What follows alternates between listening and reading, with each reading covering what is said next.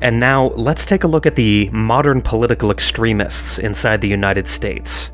This is a Pew Research study indicating major changes to the political landscape over the last 20 years in America. Watch where the pattern ends. Undeniably, the pendulum for extreme politics in America has moved further to the extreme left in recent years. While both extremes, left and right, have different hang-ups and different impacts, I will be spending just a little more time examining the modern left in this case, because I feel it's demographically appropriate to do so. People in political extremes prefer that things remain that way. Studies show that the left and right prefer different news sources and will reject others purely out of distrust for the source. When you only get your information from one source, or several sources that all sound the same, your dataset becomes biased and inflexible. While news is supposed to be objective, concerned with reporting the facts only, it is clear to most that news is anything but objective, often taking sides in politics. People in political extremes are happy being in an echo chamber. They like their ideals celebrated and repeated. This is why the left prefers mainstream media sources, and why the right tends to feel alienated by the same sources, preferring more conservative news for their well of information. This is what you call confirmation bias, which is always leaning on information that supports your own views and never checking on information that you don't like to keep your bubble from bursting. When a mere 6 companies control 90% of mainstream media sources, the delineation of politics in media becomes clearer and clearer. When you tune into nothing but mainstream media, you are effectively being fed a mainstream narrative. That narrative becomes the talking points of most Americans. A persistent and divisive narrative in mainstream media keeps Americans worried, fearful, sick about the future. And it also establishes political tribalism. Right-wingers prefer alternative news sources because they are demonized by the mainstream. However, all wells of news and information can be poisoned, and fake news is rampant. The way you lean politically is also greatly influenced by the region of America that you reside in. Different territories of the US equate to vastly differing worldviews. This kind of signage is all over the place in my state, Massachusetts, all containing a similar message of Black Lives Matter and feminist intersectionality. These are everywhere, mostly placed outside of expensive properties, all having been put up right before an election. I am bombarded every day by propaganda from far leftists. Big metro areas like Los Angeles and Chicago boast millions of cultural leftists, mostly all agreeing with one another, whereas the rural, mining, and farming regions of America are packed with those of a more traditional right-wing view on politics. Although most Americans dislike big government, most politicians who rise to the top are the politicians of big business. Many modern Americans are attached to government social programs to survive and thrive, to avoid foreclosure, to keep their small business alive. This is where the Federalists won. Federal power is so ingrained in the modern media and social culture that enhanced political roles in media have led to the rise of popular movements and political figures, all using the power of TV and social media to broadcast their messages. When people join these social media bubbles on Twitter and Facebook, they stay there. Being in the bubble does not do you any service. It just means you're listening to the same ideas over and over again, all without considering the other side. When you allow a corporate mainstream media to indoctrinate the left with propaganda about race and portray the right as nothing but racist, you are inspiring a lack of communication and enhancing the chance of violence on the extreme ends. The simple truth is, both the far left and the far right are both racist. They are both fueled in some way by racial ideology or a belief system about race. This video was made following the death of George Floyd and the paralyzation of Jacob Blake, both black men. Many are using it as political opportunity before an election to highlight law enforcement problems in the country that do appear to be ongoing, and I won't deny it. I have personally seen the book get thrown at black people harder than any other group, even here in Massachusetts. But does the loss of one life justify the loss of over 30 in recompense? On the far right side of the spectrum is the group the media loves to overrepresent and disseminate as the voice of all individuals on the right. The far right's demeanor can perhaps best be summarized as xenophobic, white racist, and ultranationalist. Ethnocentricity is no stranger to white supremacists. Although not socially powerful, far-right hate groups do exist and permeate pockets of the modern United States. I would know, I grew up in Central Florida. You could say I've got a lot of experience with dirty Southern politics. Often aligned with ideals of neo-Nazism and anti-government extremism, small militia movements on the right side of politics have emerged and remained as a reminder of the troubled segregationist period of American history, still clinging to the notion of white superiority in some way, their values existing 150 years in the past and not evolving in the nation that they're living in. But how big is the far right really? Does it really extend all the way to the White House? Perhaps best exemplified in the infamous Unite the Right rally in Charlottesville, Virginia in 2017. Extreme right-wingers turned an event into a deadly confrontation between their side and counter-protesters. Their issues are the issues of blood and soil, and race, and America losing its national identity. Images of single members of this political ideology infest the internet and media at large, focused on the single actions of single people with room temperature IQs and basic ignorance or insensitivity of racial issues still lingering in the US. However, Unite the Right only attracted 500 to 600 people in a nation of over 300 million people. The extreme right does not represent the mainstream right in America. Paradoxically, left-wing social justice politics has never been as powerful as they are today. Intersectionalism appears to be the new, non-theist religion among left-wingers in America.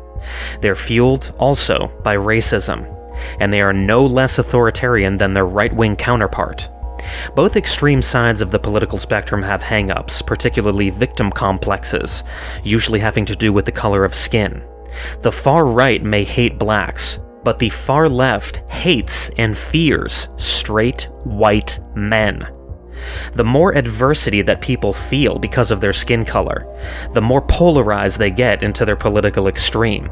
The modern extreme right often ties itself up with traditional views on religion, guns, and God, whereas the religion of the left is more based in Marxist critical theory, believing that they are all in an interlocking matrix of oppression in America.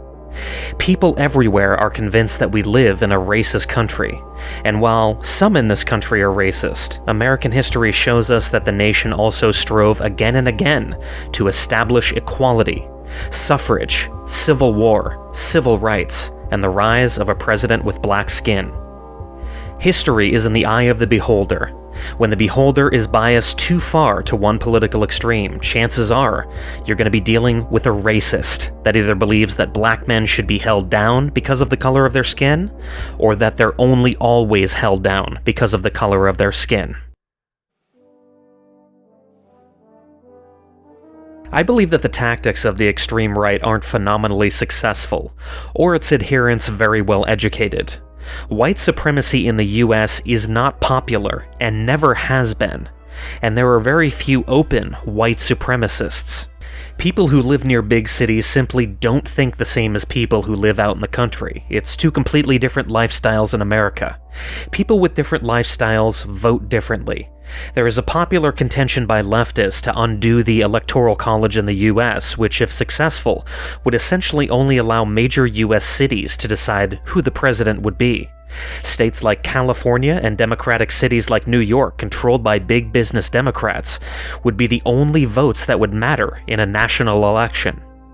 The Midwest of the country and smaller states like Delaware may as well break off and form their own nations, because their opinions won't ever matter again. Ever. If your vote doesn't count, why vote? The modern extreme left in America manipulates language as a tool of power. Certainly more well-educated and complex than its extreme right counterpart, the propaganda of the extreme left says everything is mutable. Anything can be anything because we say so, including the definitions of words and mathematics. Social justice Marxism is everywhere. If you prescribe to a particular intersection of identity politics, you are oppressed by capitalism or the white patriarchy, or so they claim. Leftists have always had social issues. They have going back decades. Often this has produced positive political and social change. Although we live in America, one of the primary countries that fought the Nazis in the Second World War, far leftists would have you believe that Nazi collaborators in America are absolutely everywhere. Many far leftists support political correctness and censorship tactics to deplatform political opponents. The moral busybodying of others, particularly language, assuming that their politics on the subject are correct, and that censoring is the correct answer to addressing anything really. Extreme leftists are the new puritanical body in America, always telling others what they can and cannot say. And then there's the tactics of violence. You may hear more than a mere mention these days of violence between extreme right and extreme left, the Proud Boys mixing it up with Antifa with baseball bats, leading to the subsequent jailing of those involved. While the mainstream US media would have you believe that violence exclusively comes from the right, racial activists from Black Lives Matter have recently spent months destroying property and laying waste to major cities. This violence is a direct result of a lack of communication and critical misunderstanding of facts and history. It is difficult to sustain a conversation with far leftists and people that are too far right because they don't like debating. Instead of listening to a point, the left prefers labeling you as a racist or a sexist to shut down conversations before they even start. Far leftists seem to be into the idea of a full-scale cleansing of everything, history and culture, to remove any trace of discrimination, all while telling white men that they, specifically, are the problem with everything. They believe in the destruction of historical monuments as a way of righting past crimes, and demand the whole-scale change of name brands, football teams, and even images on syrups to be replaced with something more progressive. While people on the far right may not listen to their detractors, they do not have the intelligence, influence, societal power, or platform that the left currently seems to thrive on.